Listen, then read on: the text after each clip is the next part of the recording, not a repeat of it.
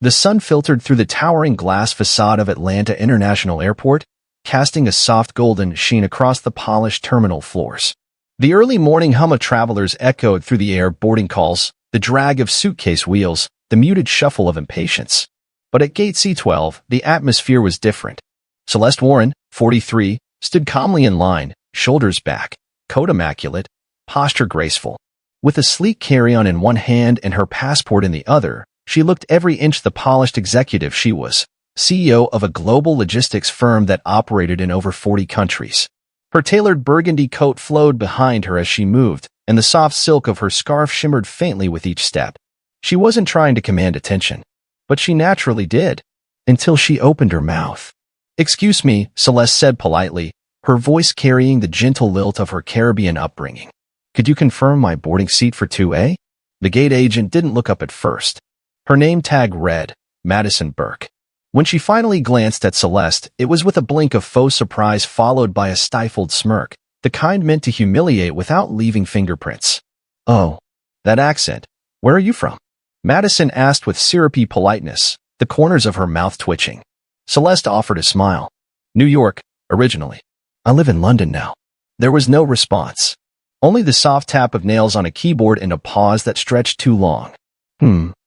"Looks like there's been a change to your seat," Madison finally said. "You've been moved to 44E, economy." Celeste's smile didn't fade, but her eyes narrowed just slightly. "I booked 2A 3 weeks ago." Madison shrugged. "Sometimes the system corrects itself. Happens all the time." She said it with the dismissive rhythm of someone who didn't expect to be questioned. Behind her, another agent stifled a laugh. The line behind Celeste shifted. Someone sighed loudly. Another passenger muttered, "Come on, just let her deal with it." But Celeste didn't step aside. She stood taller. Not in protest, but in clarity. She had seen this before. It wasn't about a seat. It was about a judgment passed in a glance. It was about power, wielded in silence, behind a smile, under the excuse of procedure. Her hands stayed steady, but her eyes locked onto Madison's. "I'd like to speak to a supervisor," she said quietly. Madison's smile faded for the first time. She tapped her earpiece with deliberate slowness. But the moment had already shifted. This wasn't just about a boarding pass. It was about the storm that would follow. The request for a supervisor was met with performative patience. Madison Burke smiled thinly, the way someone does when they think they've already won. She tapped her earpiece and murmured into her mic, "Supervisor to gate C12, guest inquiry." Her voice was saccharine, but her eyes had gone cold. Celeste Warren didn't flinch. She simply stepped aside, standing tall by the glass window, her carry-on beside her, posture still immaculate. From that distance, she watched the people move like machinery, boarding passes scanned, names called, gate agents switching shifts with mechanical efficiency. But she also watched something else. The subtle glances exchanged behind the desk. The low murmur between staff. The silent agreement that she didn't belong in seat 2A, not with that skin, not with that voice. This wasn't loud prejudice. It was quieter, more dangerous. The kind that hides behind policy and smiles. A young staff member passed by. He had a lanyard that read, "Trainee, Marcus." His eyes caught Celeste for a moment, and then darted away. But in that half-second of contact, she saw something unexpected. Hesitation. A flicker of discomfort. She held his gaze just long enough to let him know. "I see you. I see what you see, even if you're too afraid to say it." Behind the counter, Madison continued her duties. She welcomed the next traveler, a white man in worn jeans, holding a wrinkled boarding pass. His tone was casual, even gruff. But Madison greeted him like an old friend. "No worries, sir. Let me fix that up for you." A few quick keystrokes. "Oh, look at that. You're all set. Row 2. Enjoy the extra legroom." Celeste didn't blink. She didn't move. But her fingers slowly unlocked her phone. No public outburst. No threats. Just one quiet message sent to a private contact. "It's happening. Date C12. Proceed as planned." Her assistant's reply came seconds later. "Understood. All teams on standby." She slipped the phone away, her expression unreadable. 10 minutes later, a supervisor finally arrived. A middle-aged man with a conservative haircut and a clipped gait. Bradley Finch, his name tag read. He wore his authority like armor and carried himself with the air of someone who'd made a career out of appeasing complaints without fixing systems. "Ma'am, how can I assist you?" Celeste looked him in the eye. I was downgraded without explanation. I'd like the original booking honored, or a formal reason why it's been changed. Bradley offered a rehearsed frown. Let me check. He leaned over the counter, whispering with Madison, who nodded and turned the monitor discreetly toward him. Celeste couldn't hear the words, but she didn't need to. She saw Lucas, the trainee, watching from the side, his brow furrowed, lips pressed together. His fingers tapped nervously against the edge of his tablet. After a minute, Bradley turned back to Celeste. I'm afraid the system shows the change was automatically processed due to overbooking. First class has been reassigned. Celeste raised one eyebrow. To someone who booked after me? She asked calmly. He hesitated. I can't confirm that. You won't, she corrected gently. Bradley's jaw tightened. We can offer you a $150 voucher and priority boarding for your next flight. Celeste exhaled through her nose.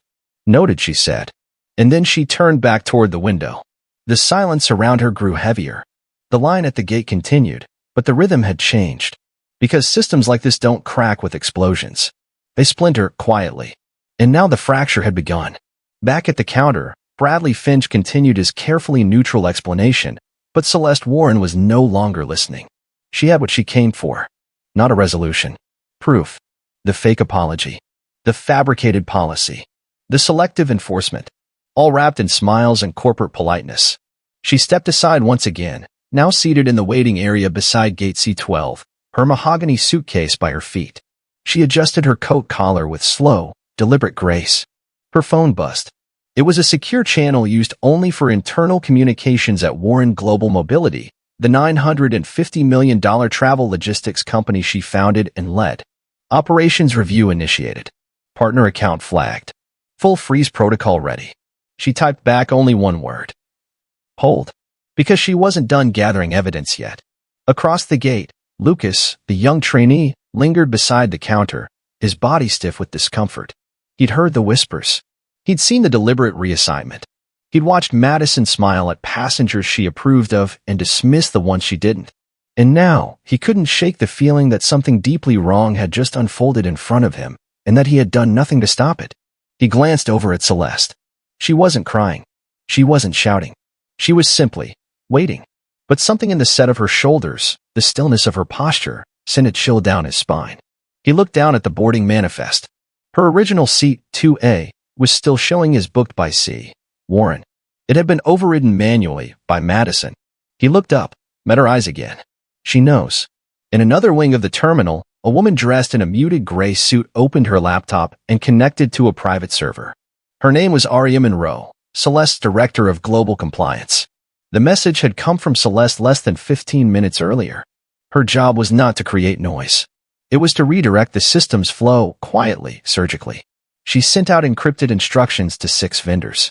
Flagged the airline's contract with Warren Global. Initiated an internal audit of client clash treatment metrics. None of this would show up in news feeds. There would be no press release. Not yet. Because this wasn't revenge. It was architecture. Back at gate C12, passengers continued to board, unaware that a storm had begun moving beneath the surface. A few passengers had noticed the tension earlier, the subtle microaggressions, the uncomfortable shift in tone when Celeste was at the counter, but they, like Lucas, had said nothing. One of them, a woman in her 50s with a designer handbag and a perfect blowout, now sat across from Celeste. She watched quietly. And then she reached into her bag, pulled out her phone, and took a photo. No caption. Just the truth. A black woman seated in the economy waiting area, poised, dignified, while gate C12 carried on as if nothing had happened. Meanwhile, Madison continued working the counter, but her rhythm was off now. Her smile was brittle. Her voice, just slightly too forced. Every time she glanced at Celeste, she felt her throat tighten. She didn't know who Celeste really was, but she knew something had shifted. The air felt heavier. The lights felt hotter.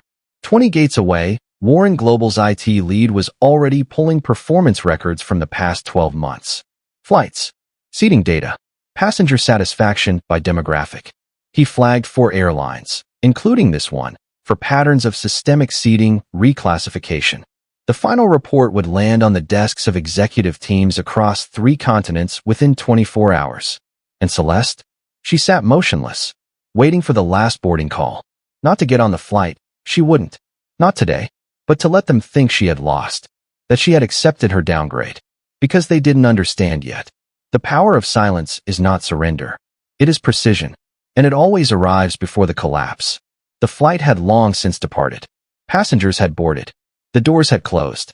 The aircraft had taxied off, disappearing into the sky like nothing had ever happened. But at gate C12, the temperature continued to rise, not in heat, but in consequence. In the quiet moments after boarding ended, Lucas approached Madison with a trembling voice. "I think we need to report what happened," he said, barely above a whisper. Madison didn't look at him. She was refreshing the seat manifest repeatedly, trying to override a glitch that had just appeared in the system.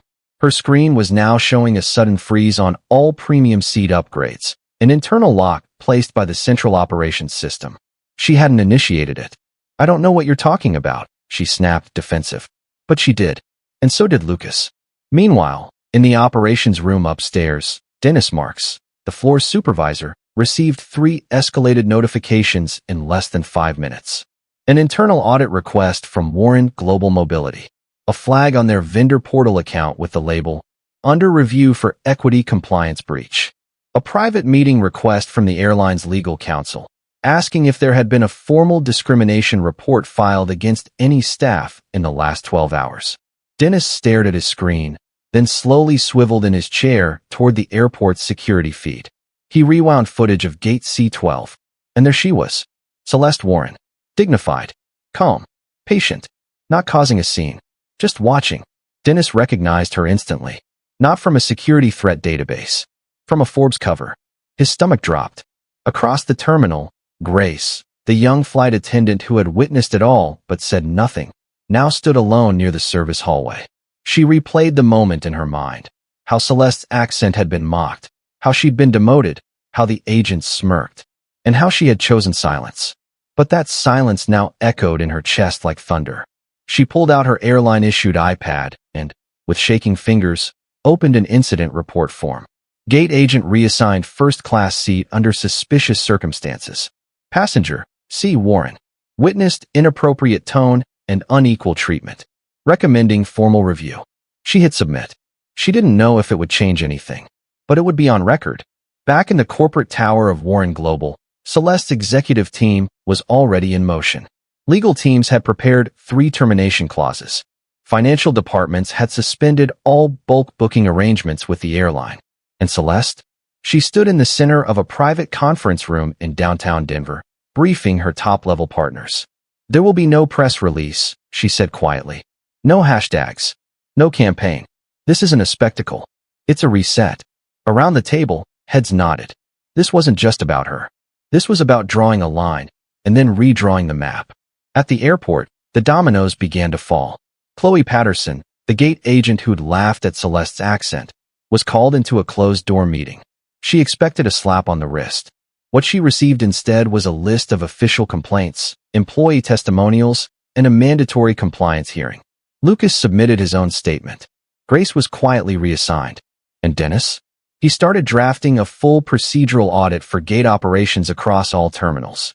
It was too late to undo what had been done, because Celeste Warren never raised her voice. But she had raised something far more powerful. Accountability. A week later, the terminal at Denver International looked unchanged to the untrained eye. But those who worked within its polished walls could feel the shift. Gate C12 was quieter than usual. Passengers were processed with an almost nervous precision. Staff stood straighter, smiled tighter, watched their words. Because news had quietly spread. Warren Global Mobility, the $950 million travel enterprise helmed by Celeste Warren, had terminated all contracts with the airline. Not with a press conference, not with a lawsuit, but with a single private communique. Effective immediately, all vendor relationships not aligned with our dignity-first travel policy are dissolved. No further discussion will be entertained. Within days, other major firms followed suit. The industry had been shaken, not by scandal, but by principled silence. Celeste didn't post about the incident. She never mentioned names. She didn't have to. The void left behind by her company's departure said everything. That Friday, Celeste stood at the back of a quiet auditorium in Boulder, Colorado, where her firm hosted a closed summit on ethical travel ecosystems. No reporters, no cameras, just thought leaders, equity consultants, and those who had long fought to reshape silent systems. During a break, a young woman approached her. She wore a modest blazer and a nervous smile. I saw what happened," she began, eyes downcast. "I work for the airline. I was there. I didn't speak up." Celeste looked at her for a long moment. Then she gently placed a hand on the woman's shoulder. "You saw it," she said. "That matters. Next time, speak. Not for me, but so others don't feel as alone." The woman nodded, her shoulders softening. It was the first time she had felt forgiven. That night, Celeste sat in her Denver office, the cityscape glowing behind her. She opened a blank document and typed a single line for her next internal memo. "Let our partnerships reflect our principles. Let silence no longer be our policy." She hit save. Then she closed her laptop and looked out the window. Not every battle needed noise. Not every reckoning needed rage.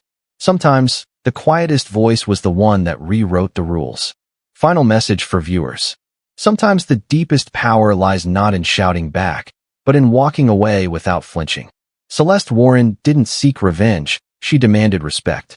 And in doing so, she reminded us that dignity isn't given, it's enforced by action. If you've ever felt small in a system built to silence you, remember, your stillness can shake pillars, and your silence, when chosen, can speak volumes. Let this story remind us all. Justice doesn't always roar. Sometimes, it whispers, "I'm done."